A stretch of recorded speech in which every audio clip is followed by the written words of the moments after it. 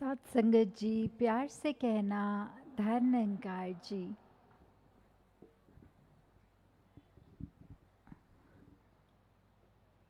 समागम के आज इस पहले दिन में सुबह से ही लगभग हम जब आए हैं और ये इतना आनंद हमें मिल रहा है।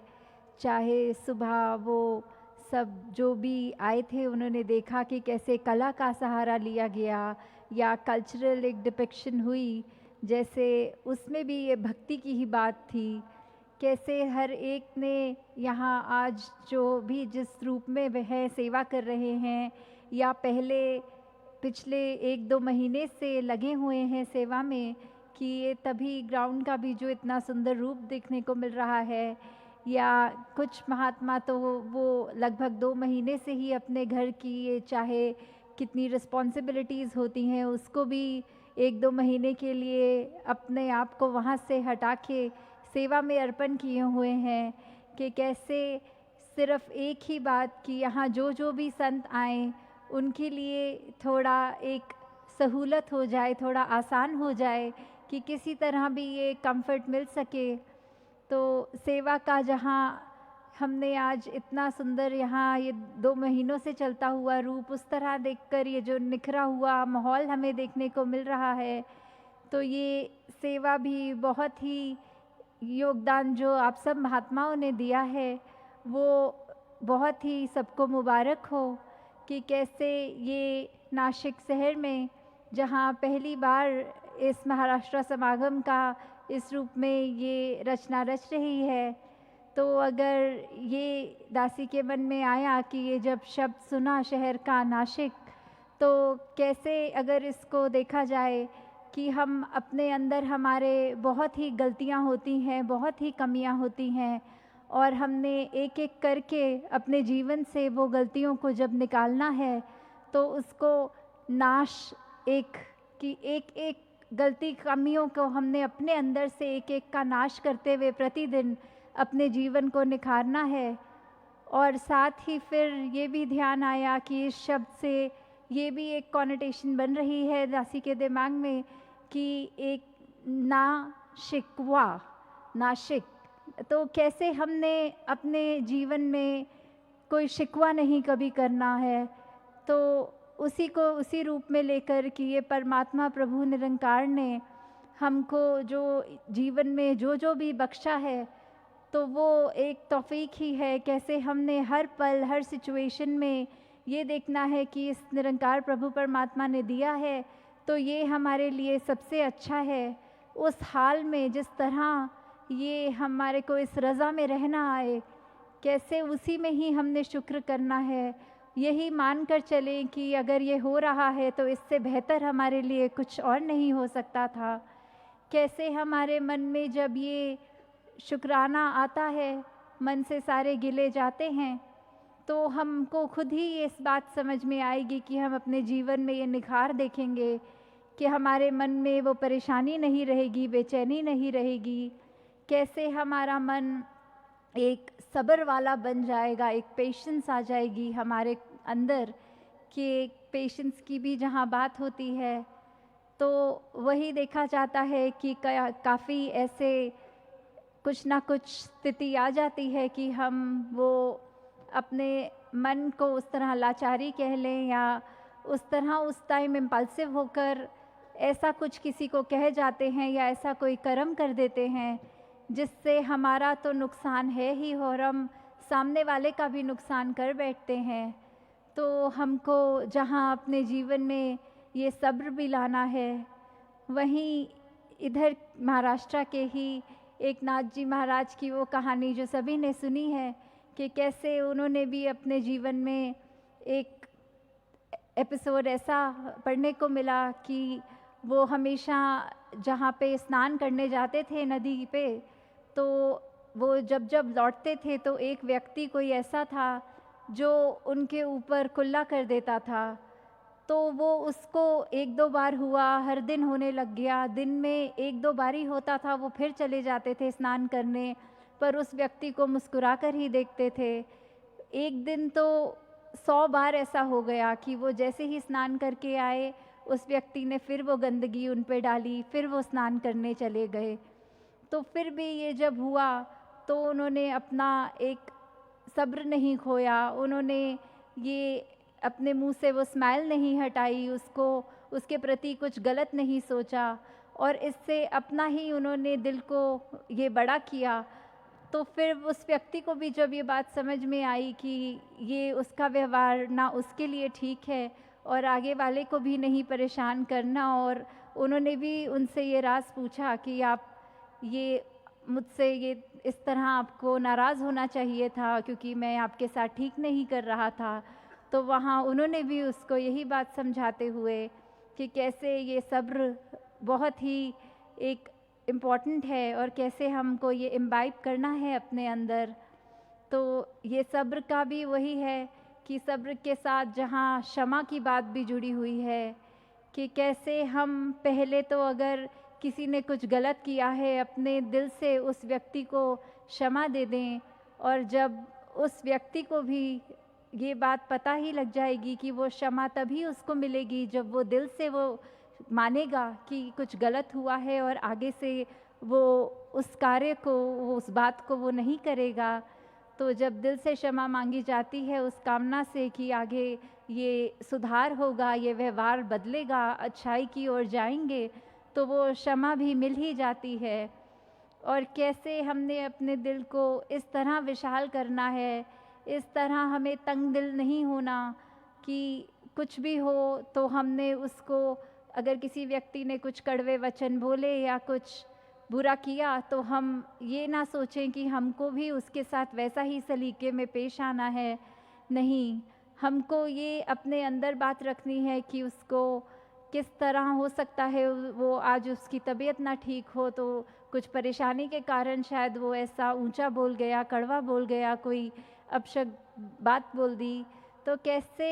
हमें उसको वो बेनिफिट ऑफ डाउट जहाँ देना है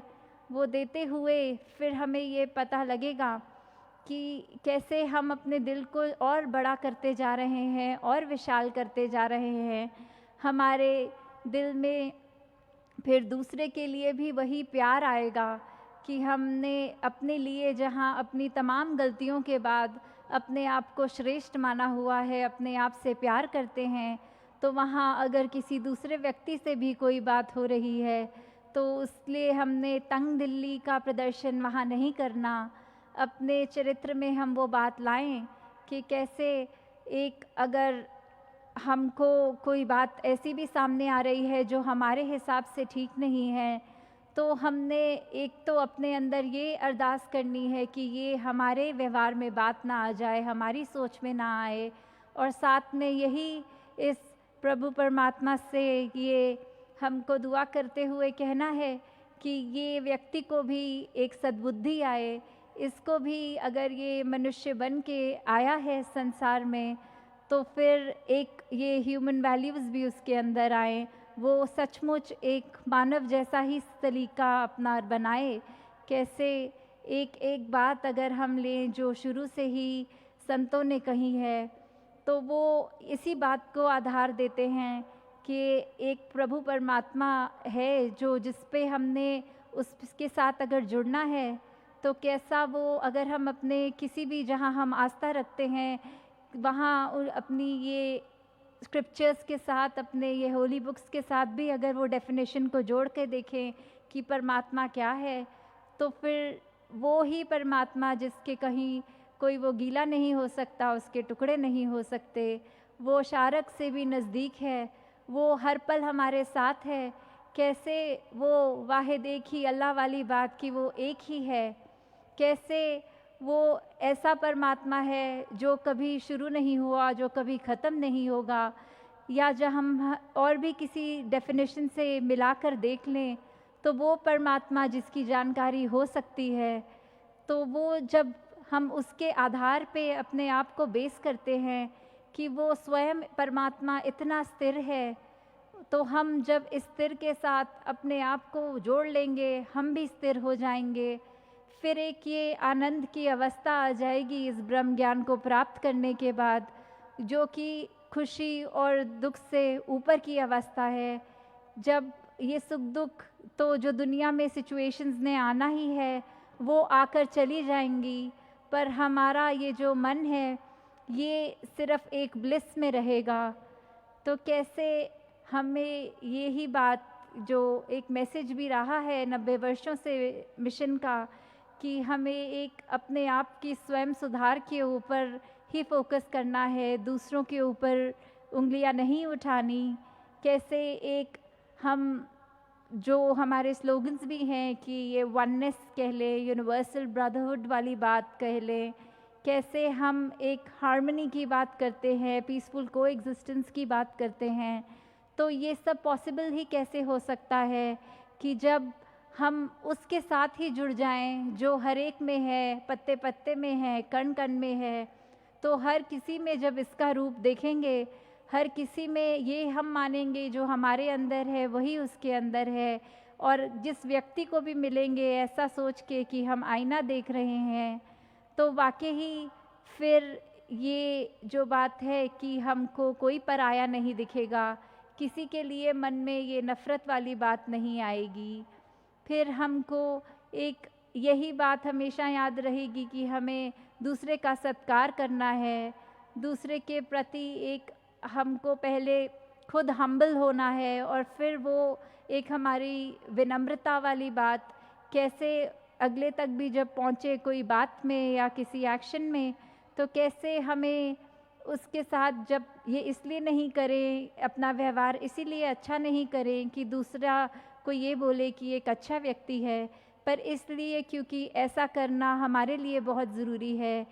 हर दिन जो हम एक बेहतर इंसान बनना चाह रहे हैं, उसमें ऐसे और अनेक गुण जो हैं, हम धीरे धीरे अपनी अगर ये लाइफ में डालते रहेंगे तो वाकई ही हम हर दिन एक और हमारे अंदर निखार आएगा। हमारे एक उस तरह जो एक फूल होता है उसकी खुशबू की बात जहाँ होती है, फिर किसी को ये नहीं हमें बोलना पड़ेगा कि यहाँ एक फूल पड़ा है, पर वो व्यक्ति कोई भी उस फूल के आगे से गुजरेगा तो वो खुद उसकी खुशबू सूंघ के कह सकेगा कि हाँ यहाँ फूल है। तो ऐसे ही हमको भी जहाँ ये एक अच्छी बातें ढाल कर अपने जीवन में एक बेहतर इंसान जहाँ बनना है, वहाँ यही बात रख के कि हर काम हम अगर इस परमात्मा पे आधारित करें, इसी के ही पल पल सिमरन में अगर लगे रहें, तो उठते जागते कोई भी कार्य करते, जब हम सिमरन एक चाहे शब्द रूप से नहीं पर अपने अगर सोच से भी कर रहे हैं, वो एहसास करके निरंकार का, तो हम पल पल में इस प्रभु परमात्मा को याद कर रहे हैं, इस निरंकार के एहसास में हैं। और ये अगर हमें कुछ पलों के लिए भी एहसास भूल जाता है तो हमारे मन की अवस्था क्या होती है, फिर हम सहज नहीं रह जाते, फिर हमारे अंदर बहुत डर की बातें आ जाती हैं कि कभी ऐसा लगता है कि कुछ आगे फ्यूचर में कुछ ख़राब ना हो जाए, या कोई भी डर हमारे ऊपर ऐसे हावी होने लगता है। और फिर जब ये बात याद आ जाती है कि ये सब करने कराने वाला तो परमात्मा ही है, निरंकार ही है, तो ये मालिक का किया कुछ बुरा नहीं है। अपने आप जो भी पल हैं वो अगर प्रॉब्लम भी दे रहे हैं तो ये पल ने भी निकल जाना है, ये स्थिति ने भी निकल जाना है। तो कैसे फिर हमें जब एक एहसास वापस जुड़ता है, ये सही मायने में सिमरन करते हैं हर पल, तो फिर ये बहुत ही आसानी से ये जो तैरने वाली बात होती है कि लहरें चाहे कितनी भी फिर ऊंची हों, कैसा भी तूफान हो सागर में, पर ये फिर सिमरन रूपी नैया में ये भव सागर को हमने पार कर ही लेना है। इसी के साथ जुड़कर कि ये जो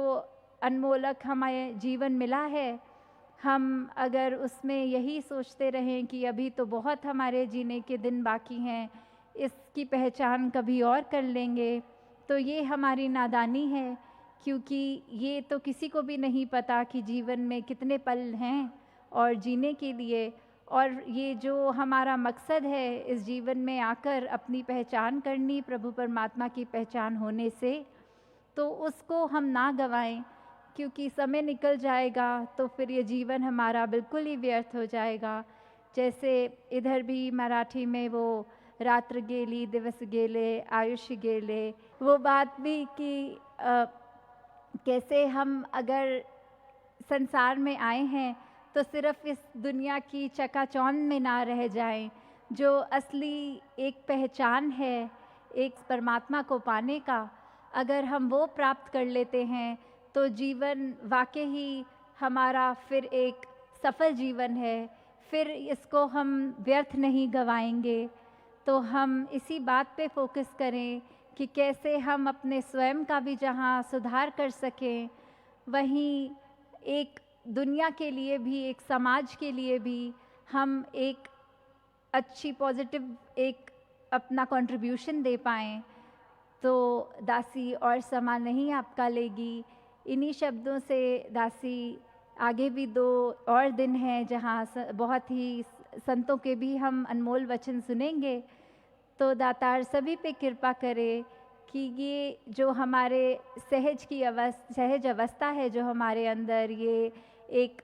बिल्कुल हमारा जो जीवन है वो पूरे का पूरा सहज अवस्था के रूप में एक आनंद की अवस्था में ही निकल जाए,